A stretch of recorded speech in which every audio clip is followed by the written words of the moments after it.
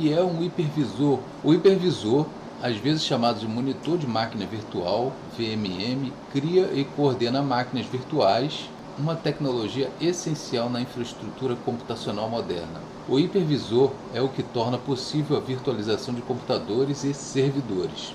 A virtualização é a tecnologia utilizada para criar representações virtuais de componentes de hardware como recursos de servidor ou de rede. A representação do software usa o recurso físico subjacente para operar como se fosse um componente físico. Da mesma forma, a VM é uma instância de um computador baseada em software, com elementos como memória, capacidade de processamento, armazenamento e sistema operacional.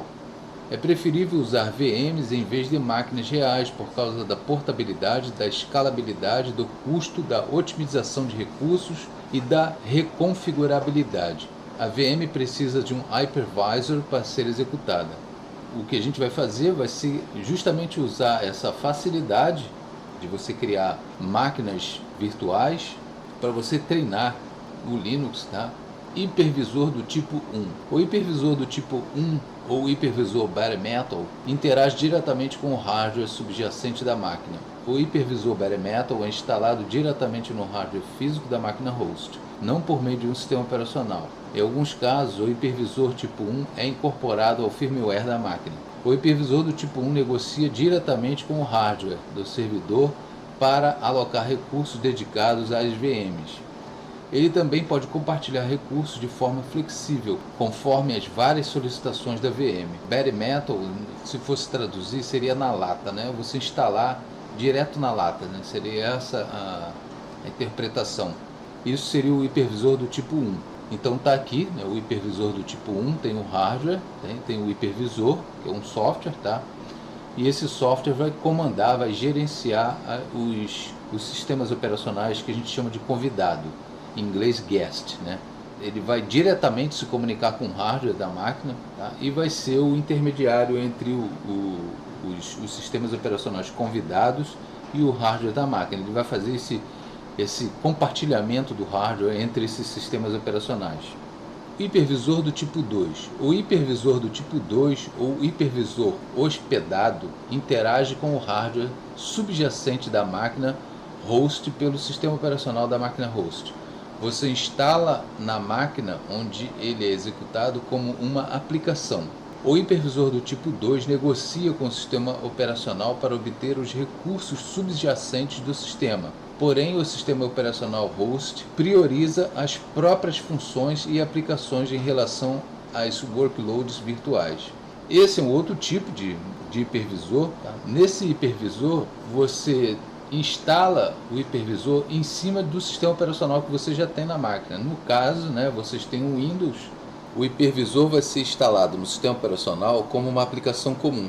E todas as requisições feitas ao hardware da máquina vão passar pelo gerenciamento do sistema operacional hospedeiro, que no caso aí é o seu Windows. Desse tipo de virtualização, você tem uma queda de performance, é claro, porque você agora tem uma camada a mais entre o hardware, tá, e os seus sistemas operacionais convidados. Porém, como o foco é o aprendizado, ou seja, o treinamento e criar alguns ambientes de testes, essa queda de performance não é tão importante. Então está aí o hipervisor do tipo 2, né? A gente tem o hardware, né? Depois tem o sistema, o SO hospedeiro, tá? Que no caso ou o seu Windows ou o seu Linux, tá? Ou qualquer outro sistema operacional. E depois vem o hipervisor e sim, o hipervisor gerencia ali as máquinas, os sistemas operacionais convidados, tá? Você vê que tem mais uma camada, que é o seu sistema operacional. O hipervisor, como eu disse, ele atua ali como se fosse uma aplicação comum. O seu sistema operacional vai gerenciar esse hipervisor e esse hipervisor vai gerenciar os sistemas operacionais convidados. O hipervisor, nesse caso aí, ele depende do sistema operacional hospedeiro para poder acessar o hardware do seu computador. Então, para finalizar, eu fiz essa comparação aqui, tá? Só para você entender que no tipo 2 ali tem uma camada a mais, que é o sistema operacional hospedeiro, e no tipo 1, o hipervisor ele se comunica diretamente ali com o hardware, tá? Que não tem ali a camada do sistema operacional. Aí você tem um ganho de performance O hipervisor, na verdade, ele está se comunicando diretamente com o hardware ali, e os sistemas convidados vão se comunicar com esse hipervisor que vai fazer o compartilhamento aí dos dispositivos do hardware entre esses sistemas convidados. Aqui eu dou alguns exemplos de hipervisores do mercado, que são os mais conhecidos, tá? Tem o VMware Workstation Player, tem outro hipervisor bastante conhecido no mercado, que é o VirtualBox, que esse inclusive é o que nós vamos usar. E mais um pouquinho, por que a gente vai usar o VirtualBox, né? Primeiro que ele é muito fácil de ser instalado, é muito fácil de ser gerenciado, ele é independente do SO, ele tem menor custo de hardware, tá? E aí você pode gerar um ambiente de testes, que é o que a gente vai fazer, e flexibilidade, ele tem muita flexibilidade de uso. O VirtualBox é um hipervisor do tipo 2, desenvolvido pela empresa Inotec, depois comprado pela Sun Microsystems, que posteriormente foi comprada pela Oracle, que, como o VMware Workstation, visa criar ambientes para instalação de sistemas distintos. Aqui tem um outro hipervisor, que é o Zen Project, é do tipo 1, é um hipervisor bare metal, ou seja, é instalado diretamente na máquina. Tem o outro hipervisor, que é da Microsoft, que é o Hyper-V. Tem o Parallels Desktop. Você pode usar o VirtualBox para virtualizar praticamente qualquer sistema operacional no seu computador. Isso vai depender também da sua limitação de memória, processador. Mas a gente vai usar basicamente o Ubuntu Server ou Debian e um sistema operacional compatível com Red Hat, tipo CentOS ou Rock Linux, tá? Nicho dos hipervisores do tipo 1 e 2, onde a gente pode usar os servidores do tipo 1 ou os servidores do tipo 2. Os hipervisores do tipo 1 são usados basicamente em servidores. Como exemplo aí temos o Zen, o KVM, o Hyper-V Server, o VMware ESX, o Nutanix, etc. Os hipervisores do tipo 2, eles são usados basicamente em desktops e, como eu já disse, né, para fazer testes, simulação ou treinamento. A gente tem o VirtualBox, que a gente vai usar, o VMware Player, QEMU, o DRDS, o Microsoft Virtual PC, etc. VirtualBox Extension Pack.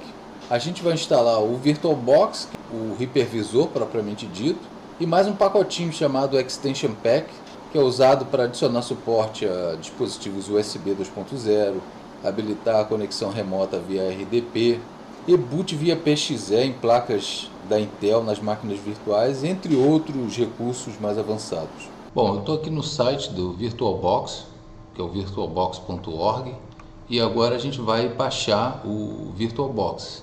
É só clicar aqui, tá? Nesse banner aqui bem grande, clicou, e a gente vai escolher a plataforma que você está usando. A gente vai usar o VirtualBox na plataforma Windows, tá?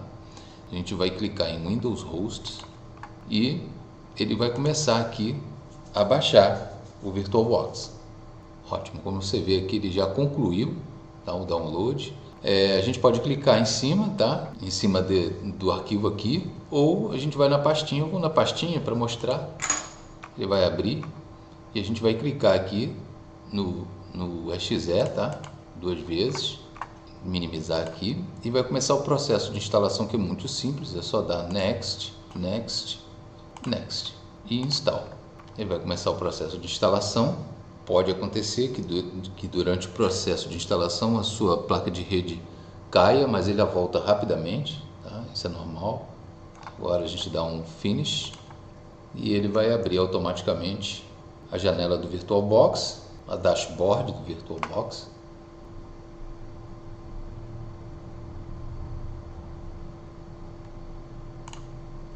E essa aqui é a janela do VirtualBox, né? É a dashboard do VirtualBox, né? O seu painel de controle é composto aqui por essa, aqui desse lado esquerdo vão ficar as máquinas virtuais, tá?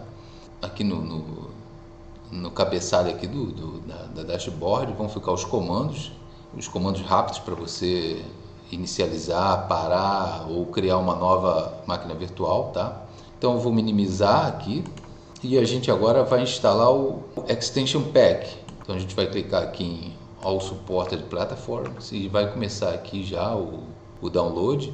Eu já tinha feito o download, tá? Mas vou instalar de novo, ver que ele colocou outro arquivo aqui, tá?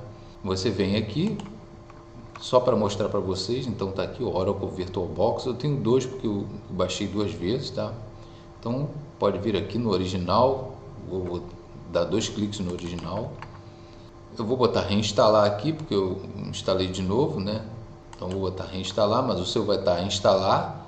Você vai descer aqui também do contrato, né, da licença do VirtualBox, vai descer até o final e você vai poder clicar aqui em eu concordo, tá? Então clicou e ele vai começar o processo de instalação, que é bem rápido. Já acabou, já. Tá aí, essa aqui é a cara do VirtualBox e no próximo agora a gente vai instalar as máquinas virtuais. Passo a passo, instalação do VirtualBox. Então no passo 1, faço o download do VirtualBox na página, tá? Passo 2, vá para a pasta onde foi baixado o instalador e dê um duplo clique sobre ele. No passo 3, na primeira tela do instalador, clique no botão Next. Passo 4, em seguida é possível marcar ou desmarcar opções de instalação.